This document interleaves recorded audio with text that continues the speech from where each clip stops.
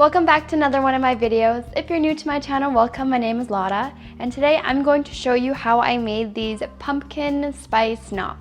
Now these are basically like cinnamon rolls, but in a knot shape and with added pumpkin. So if you want to see how I made these, keep watching the video.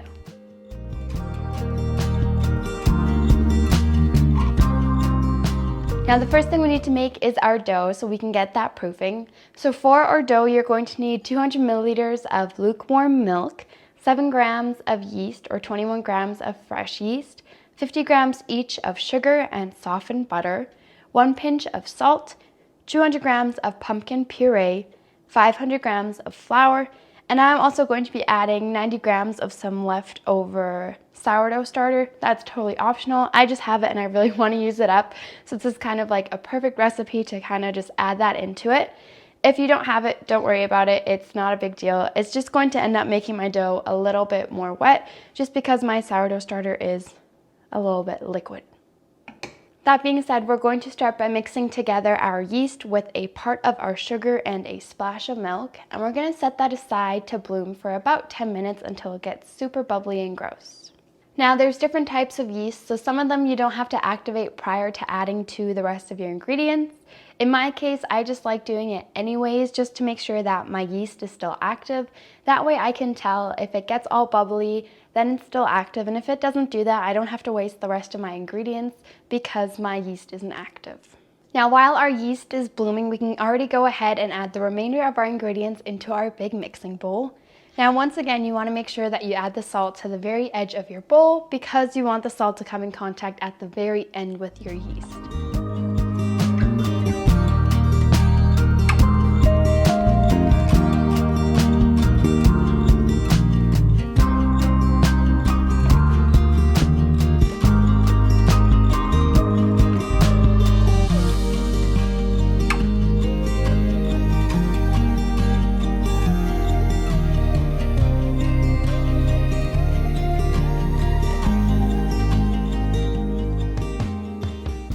Now that our yeast is super bubbly and gross, we can go ahead and add it to the remainder of our ingredients. And we'll knead our dough together for about 5 minutes or so, or until we have a nice smooth dough ball. Now you want to make sure that your dough isn't too sticky. If you find that your dough is still too wet and it's not coming together quite as nicely, you can always go ahead and add a little bit more flour.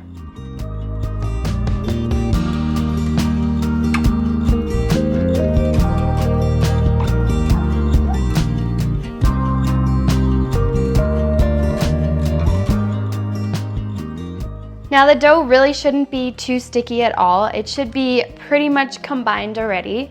So I'm gonna knead it together once with my hands just to make sure I have a nice smooth dough ball.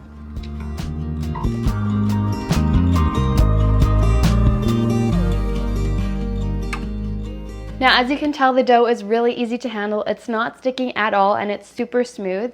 If your dough isn't coming together like this, you might just have to either add some more milk if it's too flaky and shaggy, or add a little bit more flour if it's way too sticky. At this point, we can cover our dough with some plastic wrap or a kitchen towel, and we're gonna set that aside for 1 to 2 hours to proof. Now the proofing time is going to vary depending on how warm it is where you're letting your dough proof.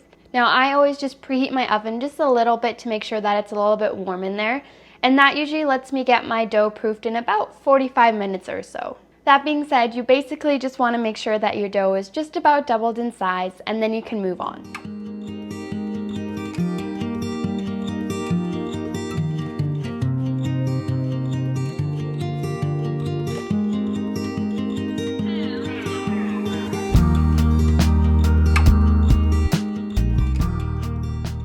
Now while our dough is proofing, we can already get to making our cinnamon sugar filling. So for our filling, you're going to need 75 grams each of softened butter and brown sugar, 2 teaspoons of cinnamon, a 1/4 teaspoon of ground ginger, and 1/8 teaspoon of cloves, as well as a good splash of vanilla extract. Now if you want, you can also substitute our spice mixture for 1 tablespoon of pumpkin spice. That being said, we're simply going to add everything to our softened butter, and we'll mix that around until we have a nice paste.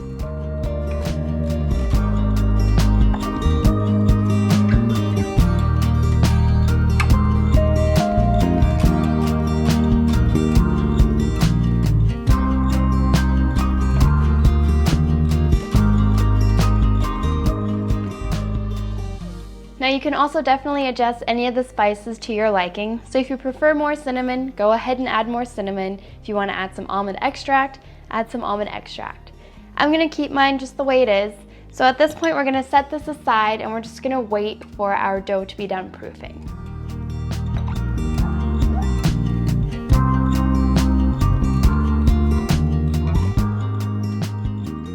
So it's been about 45 minutes and our dough has definitely doubled in size. It's looking super gorgeous. So at this point we can go ahead and roll it out into a nice big square or rectangle.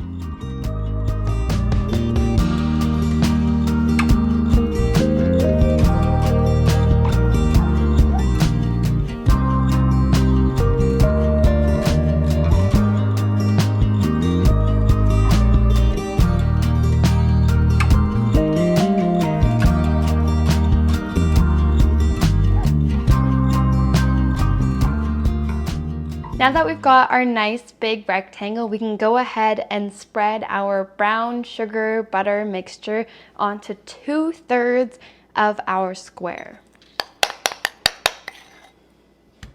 I always like using my little palette knife.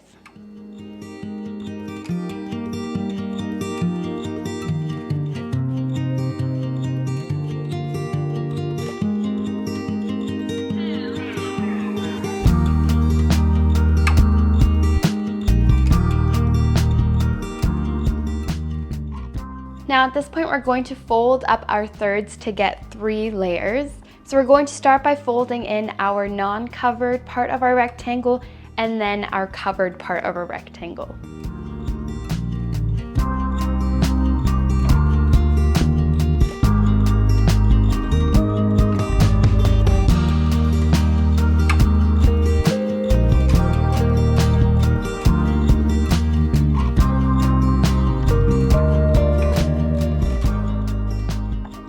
At this point you have to decide if you want to make some bigger knots or if you want to make some smaller knots. If you want to make bigger knots, you're going to cut wider pieces. If you want to make lots of little knots, you're just going to cut pieces that aren't as wide. Now if you want to get an even perfect amount of knots, you can use a ruler to measure it out, or you can just kind of estimate and kind of go for it.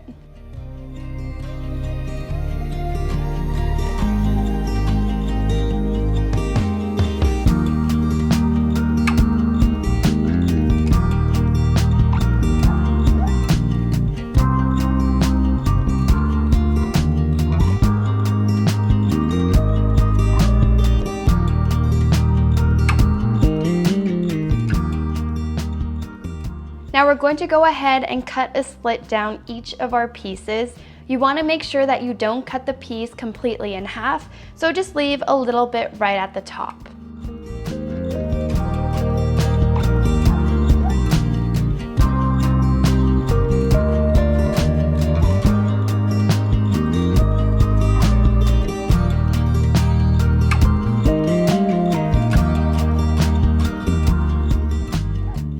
Now we're going to shape these just like we did with our kanelbulla or our Swedish cinnamon knots in this video.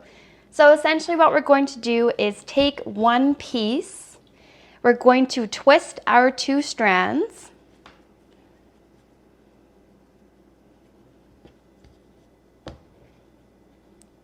and once you have a nicely twisted piece, you're going to wrap it around your fingers, in between, and stick the end piece underneath. And in the end, you should have a cute little knot.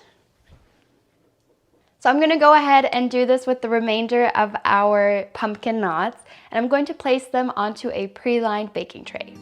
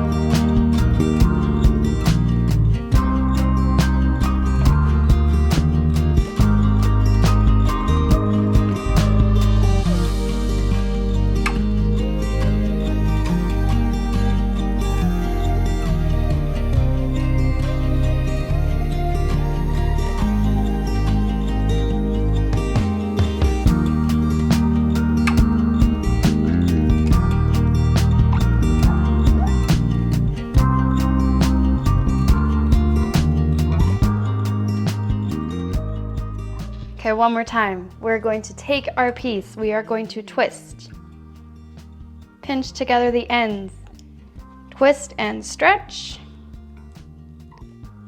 till we have a nice piece. Wrap around the fingers, between the fingers, pull out, secure at the bottom.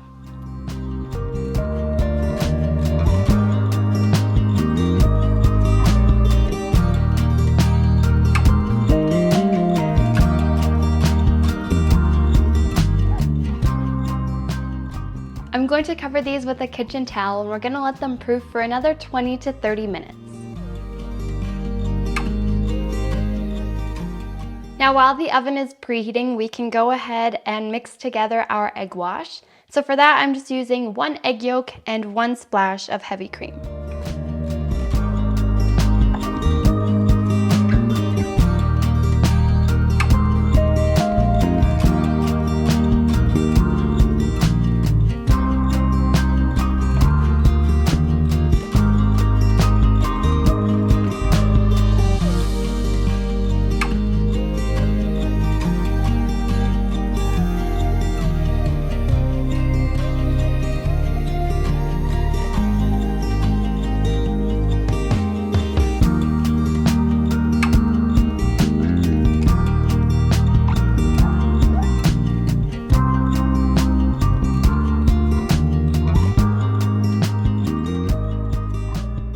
Our pumpkin knots can now wander into the oven that's been preheated to 190 degrees Celsius or 375 degrees Fahrenheit for about 25 to 30 minutes.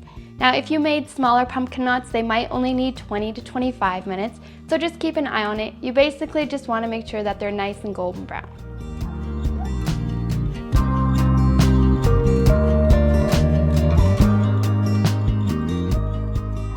And there's our pumpkin knots. So that's going to be everything for today's video. If you enjoyed it, you can give it a thumbs up or write me a comment down below.